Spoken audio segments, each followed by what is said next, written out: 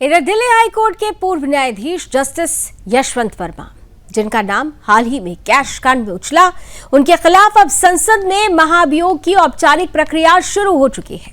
Lok Sabha speaker Om Birla ने 146 सांसदों के साइन वाले प्रस्ताव को स्वीकार कर लिया है। जांच के लिए 3 सदस्यीय कमेटी का गठन भी कर दिया गया है।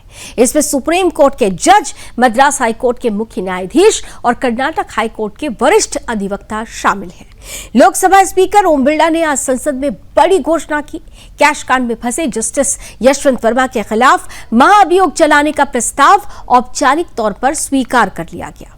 इस प्रस्ताव पर 146 सांसदों के हस्ताक्षर हैं। स्पीकर ने जांच के लिए 3 सदस्यीय समिति बनाने की घोषणा भी कर दी है।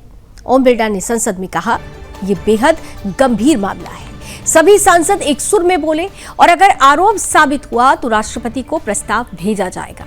उन्होंने ये भी खुलासा किया कि जस्टिस वर्मा के आवास परिसर में आग लगने के बाद नकदी बरामद हुई थी और सुप्रीम कोर्ट ने इसका विवरण सार्वजनिक भी किया था।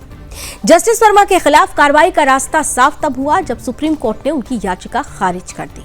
उन्होंने आंतरिक जांच प्रक्रिया की वैधता को चुनौती दी थी, लेकिन सुप्रीम कोर्ट ने कहा कि हमारी किसी भी टिप्पणी से भविष्य की कार्रवाई पर असर नहीं पड़ेगा और जरूरत पड़ने पर शिकायतों के लिए रास्ता खुला रहेगा।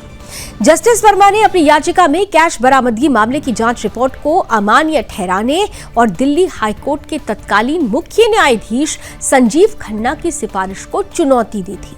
ये सिफारिश राष्ट्रपति द्रौपदी मुर्मू और प्रधानमंत्री नरेंद्र मोदी को भेजी गई थी, जिसमें पद से हटाने का अनुरोध था। अब अगला कदम होगा कमेटी का जांच रिपोर्ट सौंपना। अगर रिपोर्ट में आरोप साबित होते हैं तो लोकसभा और राज्यसभा में प्रस्ताव पारित होगा और फिर राष्ट्रपति के पास अंतिम निर्णय के लिए भेजा जाएगा।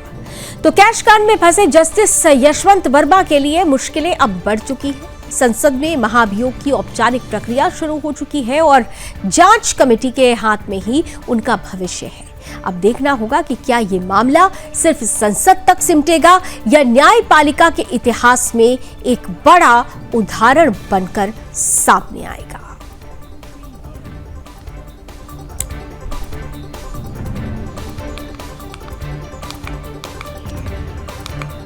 तो जस्टिस वर्मा के लिए महाभियोग की औपचारिक प्रक्रिया शुरू हो चुकी है। कैश कांड मामले में आज संसद में प्रस्ताव सामने रख दिया गया, प्रस्ताव स्वीकार किया गया है और इन सब के बीच अब साफ तौर पर जरूरत पड़ने पर शिकायतों के लिए रास्ता खुला रहेगा। ये कहा जा रहा है जस्टिस वर्मा ने अपनी याचिका में कैश बरामदगी मामले की जांच रिपोर्ट को अमान्य ठहराने और दिल्ली हाई कोर्ट के तत्कालीन मुख्य न्यायाधीश संजीव खन्ना की सिफारिश को चुनौती दी थी।